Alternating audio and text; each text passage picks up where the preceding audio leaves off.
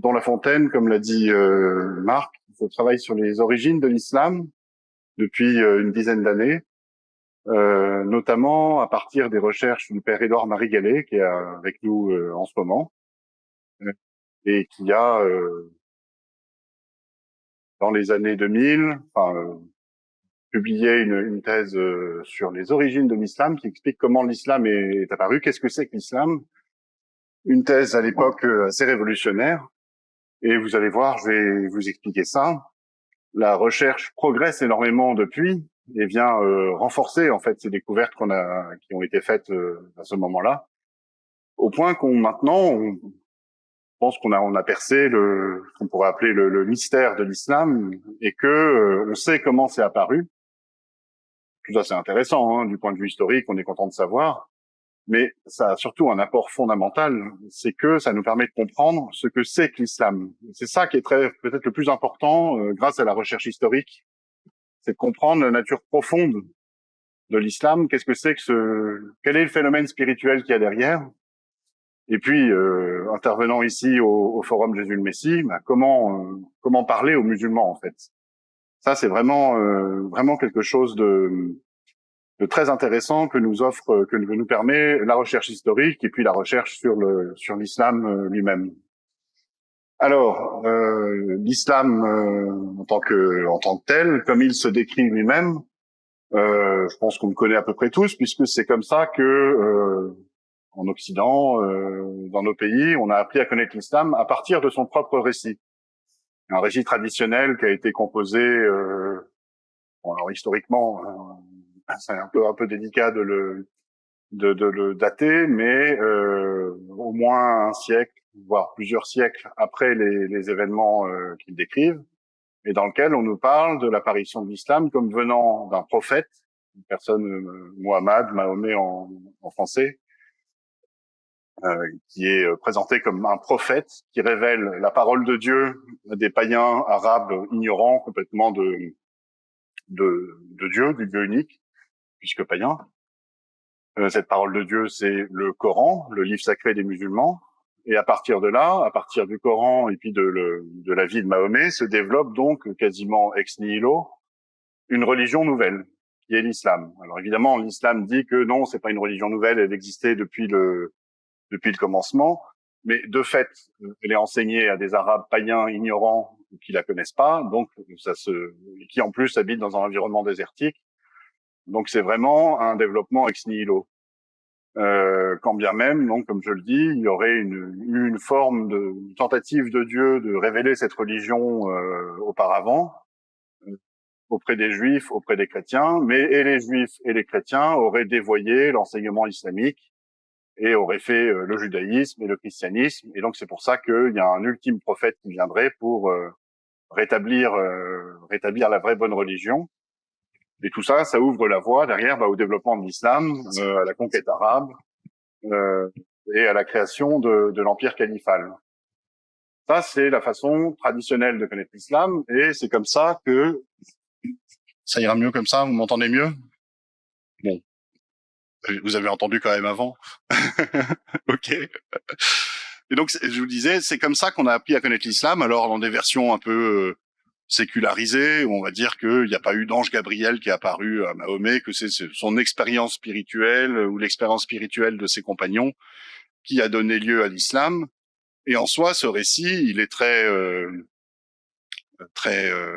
puissant en fait, parce que il recèle un grand mystère. Comment est-ce que ce serait possible qu'un homme seul, Mahomet, qui plus est, il est dit être illettré par la tradition musulmane, comment est-ce qu'il aurait pu inventer tout ça? Comment est-ce qu'il aurait pu inventer le Coran et puis après tout ce qui vient après l'islam? Comment est-ce que le grand empire musulman, la grande civilisation islamique aurait pu naître comme ça à partir de rien? Et puis quand on regarde justement les textes musulmans eux-mêmes, on a des dizaines de milliers d'ouvrages, de traditions, comme autant de preuves de la véracité de la chose. Et de fait, cet aspect très mystérieux a fait croire à certains, et de plus en plus maintenant depuis le XXe siècle, qu'il y aurait quelque chose de divin dans l'islam. Il y aurait une intervention divine. Je vais vous citer Louis Massignon, qui est un islamologue français qui a eu beaucoup d'influence et qui en a toujours beaucoup sur la façon dont les milieux chrétiens considèrent l'islam, qui disait dans son dernier livre, Parole donnée, que l'islam constitue une réponse mystérieuse de la grâce à la prière d'Abraham pour Ismaël et les Arabes. Ismaël étant, selon la tradition musulmane, le patriarche des Arabes. Ismaël, fils d'Abraham, hein, fils de sa servante. On voit là combien cette dimension de mystère, en fait, qui vient de la tradition musulmane, a pu influencer les consciences au point de croire justement à ça, qu'il y a quelque chose de divin dans l'islam. Le livre en question, il est paru en 1962, donc juste après la mort de Louis Massignon, alors même que déjà en 1962, on savait qu'il n'y avait pas vraiment de mystère dans l'islam. Alors la recherche n'était pas aussi aboutie qu'aujourd'hui, mais en 1910, vous avez déjà un autre prêtre belge, le père Henri Lamince, qui parlait de la tradition musulmane comme étant une énorme supercherie et qui sortait pas ça de son chapeau, ça venait de son étude des textes même. Et de fait, en étudiant les textes, on se rend compte qu'il y a quelque chose qui cloche en fait. Il écrivait dans son article Coran et tradition, donc publié en 1910, il y a plus d'un siècle, que quand la tradition islamique prétend se donner comme une source d'information indépendante, comme le résultat d'une vaste enquête organisée par les contemporains sur la vie du prophète arabe, nous pouvons la considérer comme une des plus grandes supercheries historiques dont les annales littéraires aient gardé le souvenir. C'est quand même assez fort comme phrase et comme jugement. Et c'est pas, comme je vous dis, un jugement motivé par une croyance a priori, mais par un travail de fond sur les textes musulmans eux-mêmes, par exemple sur la biographie traditionnelle de Mahomet, dont il a montré que c'est une biographie qui n'a pas été écrite pour colporter une mémoire historique d'un personnage historique, mais qu'elle a été écrite pour donner un sens au texte coranique. On avait un Coran auquel il fallait donner un sens islamique, et l'écriture de la biographie a servi d'exégèse au Coran. Et ça, il l'a montré encore dans d'autres articles. Et en fait, on se rend compte comme ça que déjà depuis un siècle, on savait que, en quelque sorte, dans l'islam, la tradition, le récit qui accompagne l'islam sur ses origines et donc d'une certaine façon sur ce qu'il est faux. Et je pense qu'il faut pouvoir le regarder en face et le dire. Le récit est faux, ce qui semble faire non pas la substance mais les apparences de l'islam sont fausses. Et c'est pas pour autant que le phénomène spirituel qui est à l'œuvre dans l'islam n'existe pas. Il y a quelque chose ici, il y a quelque chose dans le cœur des musulmans, dans les consciences des musulmans. Il y a des espérances qui sont bien réelles et dont on va voir ce qu'elles sont, cachées derrière, en quelque sorte, cachées derrière tout ce texte, toute cette tradition musulmane sur l'histoire du prophète qui révèle le Coran et ainsi de suite. Alors déjà en 1910, on pouvait écrire ça, et plus encore maintenant. Il y a des chercheurs, je pense à Patricia Crone par exemple, qui a montré également que la tradition musulmane n'avait pas une vocation historique, mais une vocation exégétique et normative, de créer de la loi en fait. Et plus globalement, ça fait, on va dire à peu près 150 ans, depuis le 19e siècle, que on met en cause ce récit traditionnel, que la recherche académique, scientifique met en cause le récit traditionnel de l'islam, qu'on applique en fait pour la première fois dans l'histoire les méthodes historico-critiques, celles qui découlent notamment de l'étude de la Bible par les Juifs et les chrétiens, et puis par tout le mouvement de contestation du christianisme à partir de la Renaissance.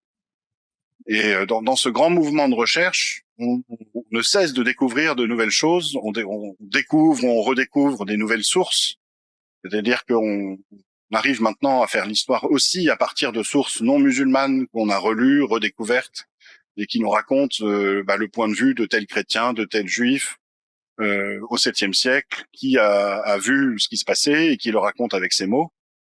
On a étudié aussi le Coran, le texte sacré. On y a découvert des soubassements grammaticaux, lexicaux, araméens. On a découvert aussi s'en douter un peu, mais tout un soubassement aussi juif, de culture juive et chrétienne.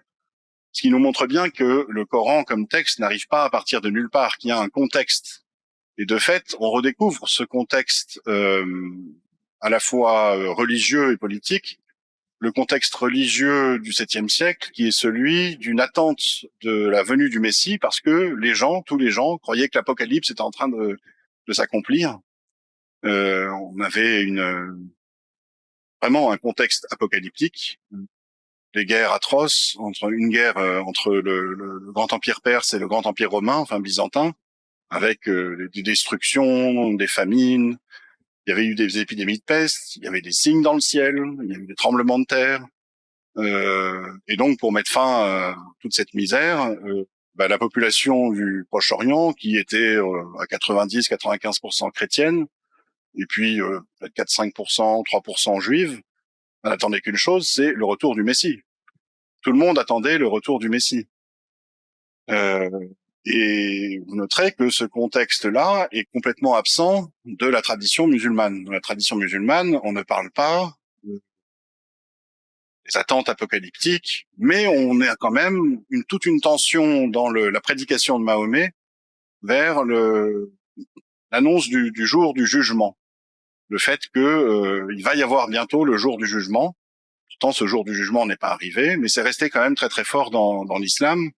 Et de fait, aujourd'hui, toujours maintenant, dans l'islam, il y a une tension, une attention très très forte portée vers la fin des temps et le retour du jugement. Alors, si je poursuis dans toutes les découvertes scientifiques, redécouvertes qui ont pu être faites, on a aussi trouvé, à force de chercher, de très nombreux vestiges, alors archéologiques, que ce soit des bâtiments, des inscriptions anciennes du 7e, du 8e siècle. On a retrouvé et commencé de les analyser de façon systématique, de nombreux fragments coraniques aussi, qui peuvent dater peut-être pour certains du 7e siècle ou un peu après. Des textes très très anciens sur des parchemins. On n'a pas le Coran en entier avant le 9e siècle, mais on a quand même pas mal de choses. Et on peut voir d'une certaine façon comment le texte a été écrit, édité. On peut trouver des versions différentes, des ratures ou des réécritures ou des ajouts dedans. Et puis il y a tout un volet d'études critiques sur le texte coranique, où là je pourrais souligner encore une fois l'apport fondamental du père Édouard Marie Gallet là-dedans. Et puis depuis les années 2000, depuis Internet en particulier, il y a une accélération du phénomène. Et quand on s'y intéresse, comme moi, comme vous maintenant, c'est vraiment très très étonnant ce qui est en train de se passer. Ça va de plus en plus vite. Chercheurs se parlent. On sort de la logique de silos où des hyper spécialistes cherchaient dans leur coin sur un sujet hyper pointu du type la grammaire coranique dans les manuscrits de l'an 850. Et les chercheurs se parlent, comparent leurs recherches les unes aux autres. Et de plus en plus commence d'émerger une forme de synthèse. Alors c'est un peu dans le sens de ce qu'avait déjà fait le père Gallet dans les années 2000. Mais vous avez par exemple un événement que je trouve assez significatif, c'est l'apparition du gros volume, enfin du gros coffret du Coran des historiens en 2019, qui est déjà une tentative de synthèse sur toutes ces recherches nouvelles, sur le contexte, sur la façon dont le Coran a été fait. Et on arrive comme ça, petit à petit, à un scénario, un cadre qui explique l'apparition de la tradition musulmane et de l'islam. Alors, si j'avais eu un écran, je vous aurais montré un truc assez amusant. Ça. Alors que vous voyez de loin, vous demandez bien ce que ça peut être. C'est une pièce de monnaie qu'on a retrouvée. C'est un exemple que je voulais vous donner de ces nouvelles recherches. C'est une pièce de monnaie qui date des années 680.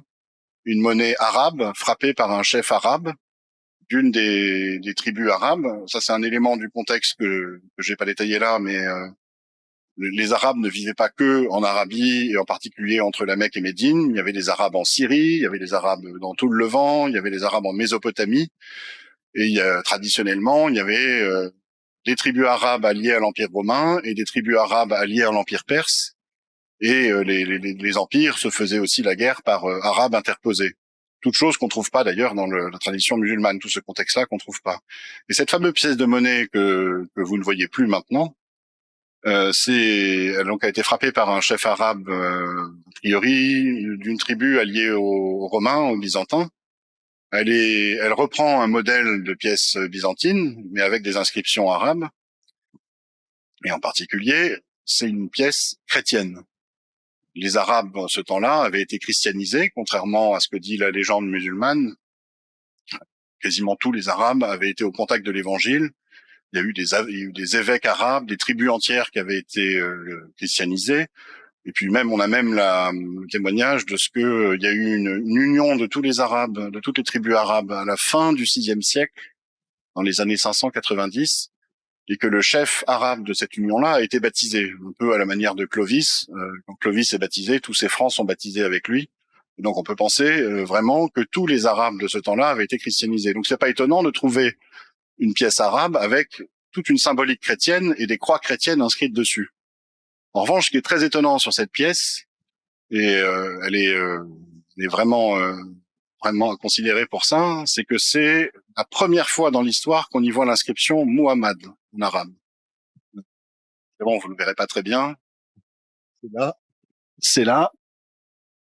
Et donc, cette pièce que je vous montre, c'est la première inscription qu'on connaisse dans l'histoire, dehors de sources qui nous parlent de Mahomet, mais on n'a pas les documents d'époque. Ça, c'est la première inscription Muhammad. C'est censé être le nom du prophète de l'islam. Or, il cohabite ce nom avec des croix chrétiennes et des symboliques chrétiennes, ce qui est absolument impensable dans le cadre de la tradition musulmane. Ça peut pas exister une pièce de monnaie comme ça. Pourtant, elle existe, on l'a retrouvée. Et sa seule existence nous montre que le scénario musulman est faux et qu'il s'est passé autre chose. Et que les Arabes qui faisaient référence à Muhammad avaient un fond chrétien. Et donc que le Muhammad dont il est question, est-ce que c'est le prophète de l'islam? Est-ce que ça désigne autre chose? Muhammad, c'est pas un nom propre, hein, déjà, c'est un titre, celui qui est digne de louange selon la tradition musulmane. Si on fait un peu de recherche linguistique, c'est autre chose, c'est celui qui doit être adoré, celui qui est attendu, celui qui est chéri. Ça pourrait être Jésus, hein. Et ça ressemble beaucoup d'ailleurs, on l'a dit tout à l'heure à la messe, béni soit celui qui vient au nom du Seigneur, benedictus qui venit in nomine Domini. Que soit chéri, que soit adoré, celui qui vient au nom de Dieu. C'est ça que dit Muhammad Rasulullah, qui est le premier, enfin ce qui est devenu la première partie de la profession de foi musulmane, traduit comme Muhammad, Mahomet, Rasulullah est l'envoyé de Dieu.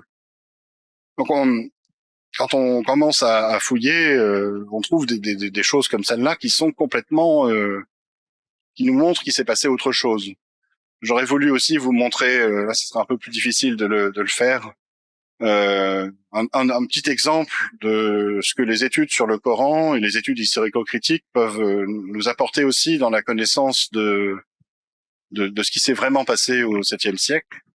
Il y a un verset intéressant dans le Coran, enfin il y en a beaucoup, hein. C'est le verset 158 de la sourate 2 qui parle, alors selon la tradition musulmane, du pèlerinage à la Mecque. Il nous dit, ce verset, Safa et Marwa sont vraiment parmi les lieux sacrés de Dieu.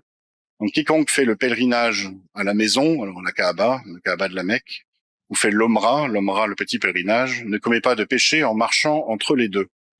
Et sur la base de ce verset, on a un rite essentiel du pèlerinage musulman à la Mecque, qui consiste à aller faire des va-et-vient, une circumambulation, entre deux collines, l'une qui s'appelle Safa, l'autre Marwa, enfin c'est pas vraiment des collines, c'est plutôt des petits monticules rocheux, juste à côté du sanctuaire musulman avec la Kaaba, le fameux temple recouvert d'un drap noir. Et c'est devenu quelque chose enfin maintenant c'est intégré dans un complexe construit par les Saoudiens avec un toit au-dessus. Enfin c'est un truc très important pour le pèlerinage. Mais si on regarde bien ce que dit le verset, c'est beaucoup plus problématique. C'est pas exactement ce qu'en dit l'islam en fait. Vraiment, Safa et Marwa. Alors qu'est-ce que c'est que Safa et Marwa? On va voir. Sont parmi les lieux sacrés de Dieu. Donc, quiconque fait le Hajj, c'est devenu le nom du pèlerinage de la maison où fait l'Omra, pas de péché sur lui s'il marche entre les deux. Le Hajj, c'est pas un mot arabe en fait à la base. Et ça, c'est très étonnant. Alors évidemment, maintenant, ça désigne le grand pèlerinage à la Mecque. Mais si on regarde le mot en arabe, Hajim Jim, la racine, on voit qu'elle n'a pas de lien avec l'étymologie arabe classique, qui normalement signifie affirmer, argumenter, disputer. Il n'y a pas de lien avec le fait de faire un pèlerinage. Mais en hébreu et en araméen, le mot Hajj existe. Et il désigne la circumambulation comme modalité de pèlerinage au temple de Jérusalem. Rien à voir avec la Mecque. C'est devenu un mot pour quasiment qui signifie la fête, la festivité. On parle du Hajj de Shavuot, par exemple, grande fête juive, pendant laquelle on fait on faisait le tour du temple de la Mecque, du temple, pardon, de Jérusalem. Excusez-moi. Et puis l'Omra, si on regarde aussi, là, les linguistes se sont penchés là-dessus. Je pense à Robert Kerr, par exemple, ou un grand traducteur en français du Coran, Régis Blacher. L'Omra, c'est pas le petit pèlerinage. Pareillement, il n'y a pas de lien entre le mot Omra en arabe et son étymologie réelle en arabe, qui veut dire maintenir, construire, servir, fréquenter. Et on trouve une autre occurrence du mot dans le texte coranique qui parle du temple dans lequel on fait l'Omra. Et la traduction qui en est donnée par le savant Blacher, c'est de dire que le temple est servi par des prêtres. Et donc on comprend que l'Omra dont il est question, c'est pas un pèlerinage, c'est une sorte de service religieux qui est fait au temple de Jérusalem. Donc là, on a deux choses dans ce verset qui sont quand même assez étonnantes. Il y a une autre qui nous interpelle, c'est que la maison dont il est question, quiconque fait le Hajj de la maison, donc dont les musulmans disent que c'est la Kaaba, le mot qui est employé Beit, la maison, on le retrouve d'ailleurs en hébreu Beit, en araméen de la même façon, ça désigne aussi le temple, la maison de Dieu.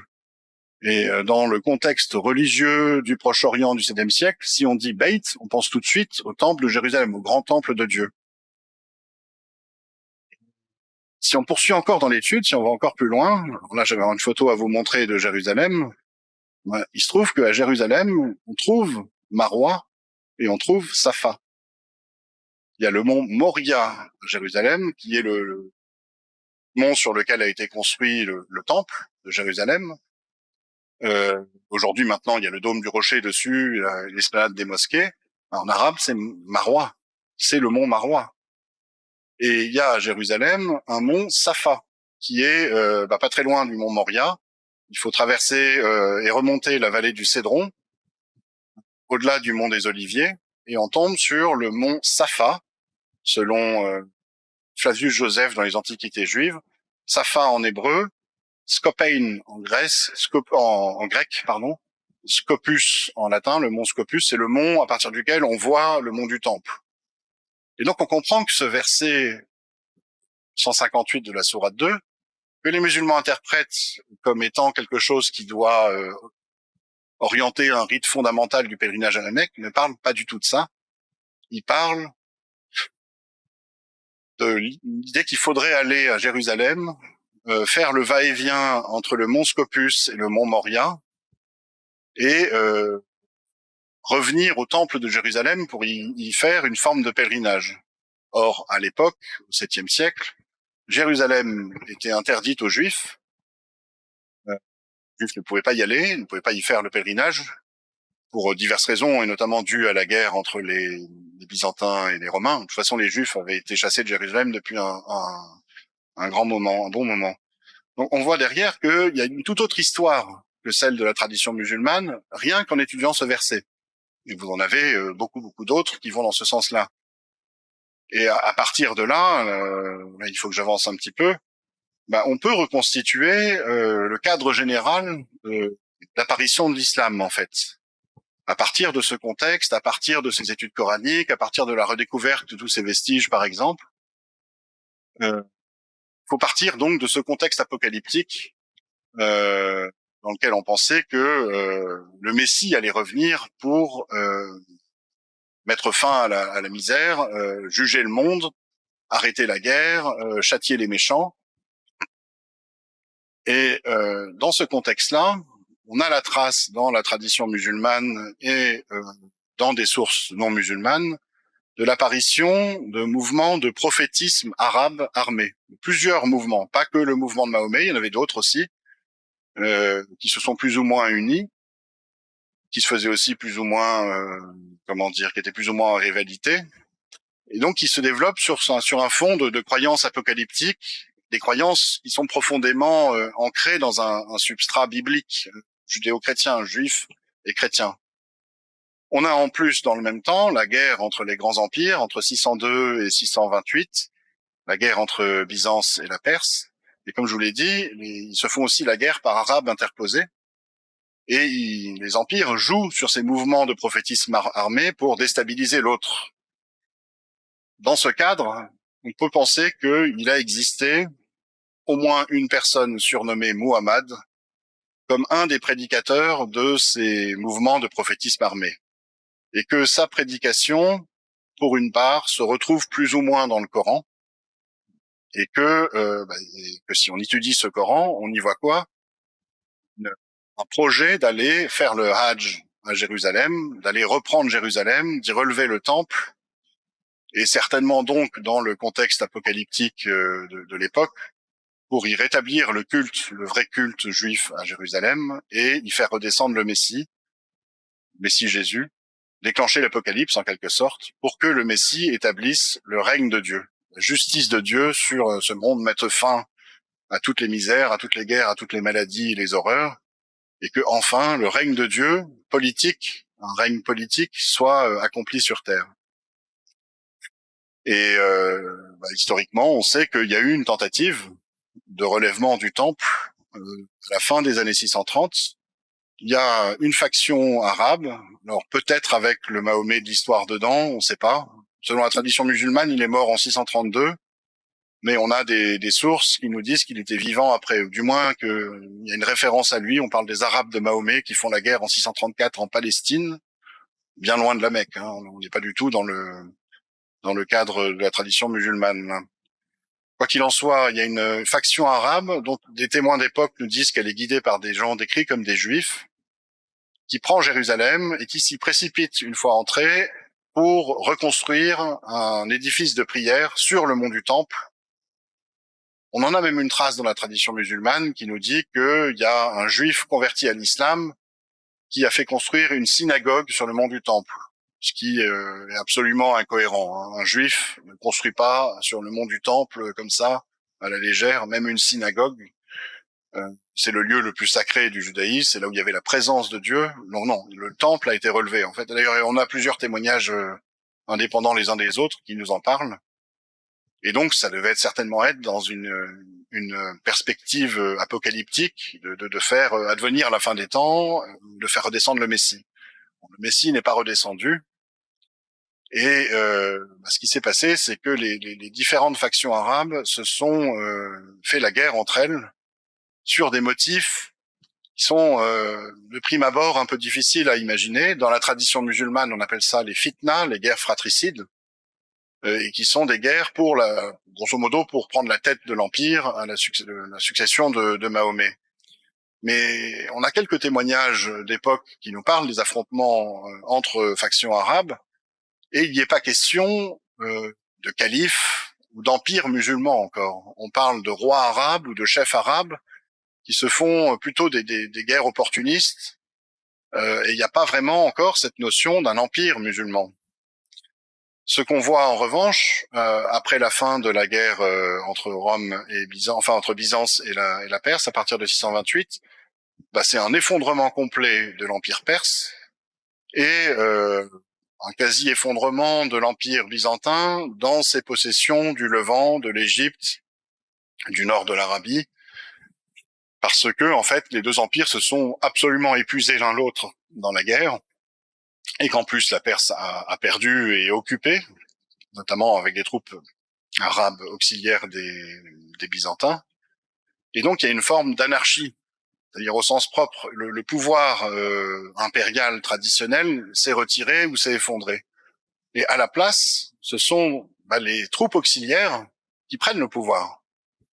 Vous avez les chefs arabes qui lancent des razzias, font des coups ou prennent le pouvoir carrément, presque dans une forme de, on pourrait comparer ça à la décolonisation du XXe siècle. Vous avez les grands empires coloniaux qui se retirent, et puis vous avez des chefs locaux qui se glissent dans les habits des anciens administrateurs, des anciens chefs locaux. Et ce qu'on voit en fait se faire au VIIe siècle, c'est une forme de transfert du pouvoir depuis les deux grands empires vers des chefs arabes. Derrière, on voit aussi ces chefs arabes se faire la guerre entre eux pour avoir de plus en plus de pouvoir. Et le motif de ces guerres, alors c'est d'une l'ambition, ça certainement, mais il y a toujours ce motif apocalyptique. Il y a toujours l'idée qu'on est dans la fin des temps, que peut-être que le Messie va revenir, et qu'en attendant qu'il revienne, on va prendre le pouvoir en son nom, on va préparer sa venue, mais de manière politique. Et donc en fait, on se rend compte que tous ces chefs arabes, les fameux chefs, dont on nous dit qu'ils ont été des califes ou des anti-califes dans la tradition musulmane, se font la guerre sur des motifs de prétention à exercer le pouvoir au nom de Dieu. On le voit sur les pièces de monnaie, par exemple, que frappent ces souverains, où ils commencent à marquer au nom de Dieu, où ils se donnent à eux-mêmes des titres comme serviteurs de Dieu, commandeurs des croyants, c'est-à-dire intermédiaires entre Dieu et les hommes. Et petit à petit, plus on progresse comme ça dans le 7e siècle, après les années 640, plus on voit des prétentions un peu exorbitantes chez les chefs arabes, à exercer le jugement de Dieu sur terre quasiment, à établir le règne de Dieu sur terre, jusqu'à l'arrivée d'un personnage très important dans la construction de l'islam, qui est le calife Abd al-Malik, qui prend le pouvoir en 685. Et lui, il est le premier dont on a la trace certaine qu'il a pris le pouvoir en tant que calife. Et calife, c'est pas un terme anodin, autant que lui, sur ses pièces de monnaie, on lit qu'il est calife de Dieu, Khalifat Allah. Ça veut dire lieutenant de Dieu sur terre. Donc pas successeur de Mahomet, mais vicaire de Dieu sur terre, avec une prétention très politique. Abd al-Malik, il est celui qui constitue réellement l'empire arabe, en fait, faisant la jonction entre l'Égypte, le Levant, le nord de la Mésopotamie et l'Arabie à peu près. Et il constitue ça comme le califat. Donc le califat, qu'est-ce que c'est? C'est le vicariat de Dieu. C'est le règne de Dieu sur terre, en fait. Et donc on voit qu'avec Abd al-Malik, il y a une espèce de palier qui est franchi. On n'est plus en train d'attendre le retour d'un messie politique qui va venir établir le règne de Dieu sur terre. On a à la place un chef arabe qui a pris les choses en main et qui établit lui-même le règne de Dieu sur terre. C'est ça le califat. Mais c'est pas encore l'islam. On n'a pas encore, avec Abd al-Malik, 685 jusqu'au début des années 700, on n'a pas encore la trace du prophète Mahomet qui révèle le Coran comme parole de Dieu et qui répand l'islam. Ça va arriver petit à petit après avec les successeurs d'Abd al-Malik, en particulier les Abbassides, parce que les guerres, la guerre civile, enfin les guerres entre Arabes n'ont pas fini. Il y a un moment, oui, il y a, ça marche, ouais, c'est bon. Il y a à un moment une coalition qui se forme contre les Omeyyades, qui sont les successeurs d'Abd al-Malik, et avec des Persans, des Arabes opposés aux Omeyyades, enfin différents clans issus de toutes ces différentes factions arabes qui se faisaient la guerre. Et donc c'est la coalition des Abbassides qui vainc militairement les Omeyyades et qui établit un nouveau pouvoir en 750. Et ce sont eux, les Abbassides, qui vont établir la tradition musulmane. C'est sous leur règne que plusieurs biographies successives du prophète de l'islam vont être écrites et vont se remplacer l'une l'autre.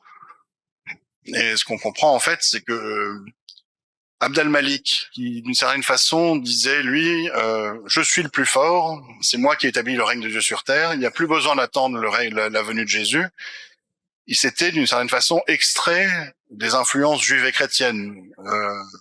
Avec lui, c'était fini. On a arrêté d'attendre le Messie, c'était lui. Et on était passé à quelque chose qui était plus vraiment chrétien, ni vraiment juif. Mais ce n'est pas encore islamique. Avec les Abbassides, on va avoir l'idée que c'est Dieu directement qui a donné le pouvoir par le biais d'une révélation au calife. C'est pour ça qu'il y a besoin d'un prophète qui dit la révélation, et donc il y a besoin d'un support de révélation, le Coran, et qu'on va inventer la tradition musulmane et toute l'histoire qu'on a évoquée au tout début de cette petite présentation. Et donc on a comme ça une espèce de religion impériale qui se forme pour légitimer les prétentions, légitimer directement par une révélation divine les prétentions du pouvoir à régner au nom de Dieu, à exercer la justice de Dieu sur la terre. Donc vous voyez d'où ça vient, ça vient vraiment de loin, ça vient de ce contexte apocalyptique du 7e siècle, ça vient de certaines espérances juives et chrétiennes sur l'apocalypse qui ont été dévoyées, remaniées au fil des événements du 7e siècle, et qui vont se retrouver dans ce qui va devenir l'islam avec les Abbassides. Et là, ce qui est vraiment très intéressant, c'est qu'on comprend que le cœur de l'islam, c'est pas la révérence au prophète Mahomet, ni même à la divinité du Coran. Ce sont ces espérances-là, l'idée que on va pouvoir établir une sorte de règne divin sur terre, les hommes vont pouvoir exercer le règne de Dieu sur terre, et que grâce à ça, le mal en sera expulsé, que d'une certaine façon, l'apocalypse est déclenché. Et c'est toujours là maintenant dans l'islam, et plus que jamais. C'est ça le fondement, enfin on va dire l'épine dorsale, le nerf de l'islam, cette tension, enfin cette prétention plutôt que les musulmans ont d'avoir été choisis par Dieu, élevés au-dessus des autres hommes pour appliquer sa justice ici-bas, en son nom, appliquer la charia. On trouve ça dans le Coran. Le Coran dit « Vous êtes la meilleure des communautés qu'on ait fait surgir parmi les hommes. Vous ordonnez le convenable, vous interdisez le blâmable. » Le Coran dit aussi que à ceux qui ont cru, aux croyants, Dieu donne le califat sur terre, la lieutenance sur terre. Et donc, d'une certaine façon, les musulmans sont les auxiliaires de Dieu pour appliquer sa justice ici-bas sur terre. Et cette croyance-là, elle n'a pas été inventée par les islamistes, les frères musulmans à partir des années 20 ou les wahhabites à partir du 18e siècle. Elle est l'islam en fait. Elle est dans l'islam depuis le début. Elle est ce autour de quoi l'islam s'est formé, ce autour de quoi on a inventé l'idée qu'il y avait un prophète qui avait révélé un Coran pour légitimer cette idée-là. Alors évidemment, dans l'islam, vous allez trouver beaucoup d'autres tendances. Vous allez trouver des musulmans qui développent un islam plus fraternel, très influencé par certaines valeurs occidentales, qui existent tout à fait. Mais le fondement de l'islam au sens de l'histoire et même au sens de ce que c'est d'un point de vue de croyance, on vient de le dévoiler ici. C'est cette idée que les musulmans, d'une certaine façon, jugent le monde à la place de Dieu. Alors, en soi, c'est même une énorme contradiction. On peut un peu anticiper sur ce qui va être dit cet après-midi sur le dialogue avec les musulmans. Comment est-ce qu'on peut à la fois être entièrement tendu vers l'attente du jour du jugement, comme le sont encore les musulmans aujourd'hui, à l'image de ce qu'étaient les gens du 7e siècle qui attendaient l'apocalypse et le jour du jugement. Et c'est toujours là dans l'islam, le jour où l'apocalypse musulmane va se déclencher, le Jésus musulman va redescendre sur terre et va juger l'humanité avec justice, selon le hadith qu'on prête à Mahomet. Donc, comment est-ce qu'on peut à la fois attendre ça de toutes ses forces et en même temps se prétendre soi-même juge des hommes au nom de Dieu? Il y a une espèce de contradiction. Comment est-ce que le jugement peut à la fois être donné à des hommes et faire forcément des choses imparfaites? Ça, les musulmans le reconnaissent volontiers. Il y a beaucoup de mauvais musulmans qui appliquent très mal l'islam. Et comment est-ce qu'on peut en même temps croire à ça et croire que le vrai bon jugement, ce sera le jugement de Dieu qui sera appliqué par son Messie la fin des temps? Vous voyez le hiatus qu'il y a dans, la contradiction trouve là qui émerge, notamment grâce à la recherche historique, mais pas que. Et donc, maintenant, que faire, que faire une fois qu'on a compris ça? Ce qui est très compliqué, c'est que là, en fait, on vient de décrypter une forme qu'on pourrait appeler idéologique. Une idéologie, il y en a eu d'autres dans l'histoire, il n'y a pas eu que l'islam. Il n'y a pas eu que l'islam à vouloir établir une espèce de monde parfait sur Terre et à prétendre sauver le monde du mal. Il y les espérances révolutionnaires, les systèmes, il y en a beaucoup actuellement.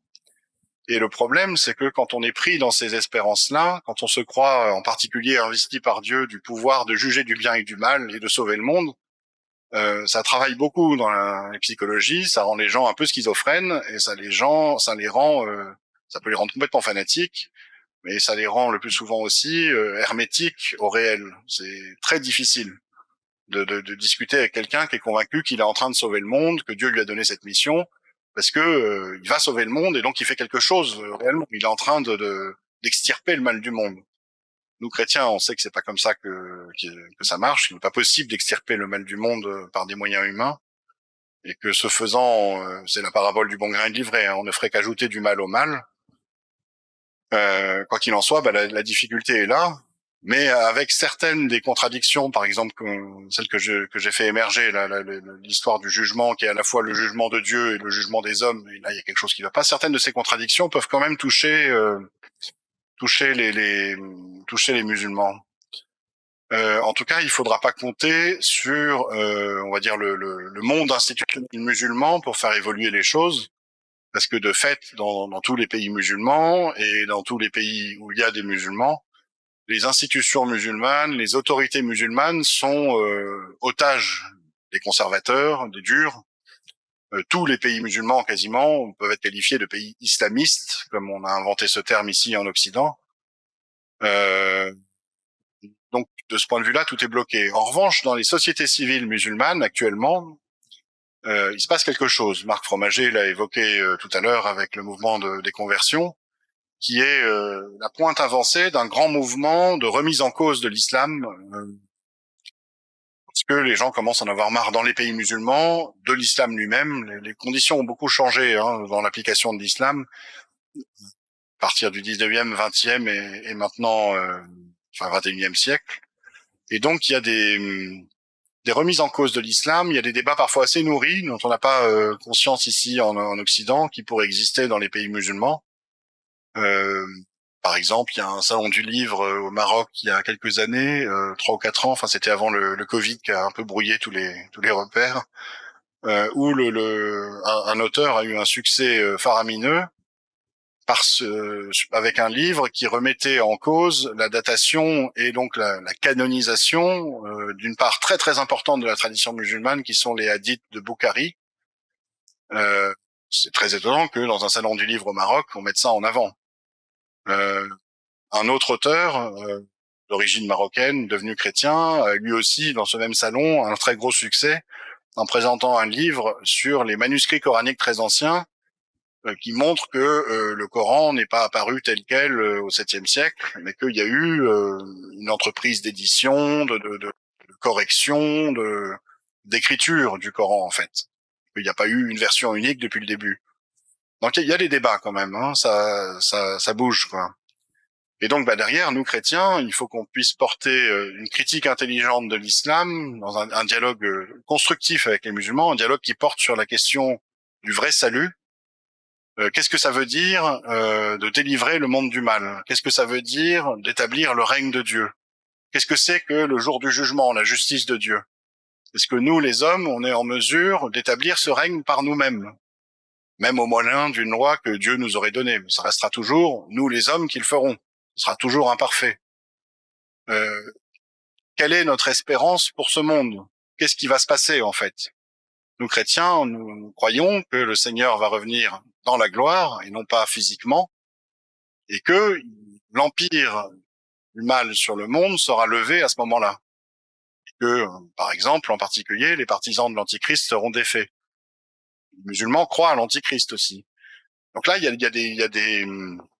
des clés très intéressantes pour un dialogue de salut avec les musulmans. Et donc, je conclurai là-dessus. La recherche historique, si elle peut nous aider, c'est à comprendre cette nature profonde de l'islam comme celle d'un messianisme politique, comme l'idée qu'on peut établir un règne de Dieu sur terre à la place de Dieu, donc. La recherche nous montre que c'est vraiment l'épine dorsale de l'islam, que c'est pas une invention et qu'il n'y a pas au fondement de l'islam autre chose que ça. Et donc, elle nous donne des clés pour pouvoir parler en vérité aux musulmans, et qui plus est, leur parler de choses qui les intéressent beaucoup. Alors voilà, je vais m'arrêter là. Il y a tout le temps qu'il faut pour toutes les questions, si vous voulez.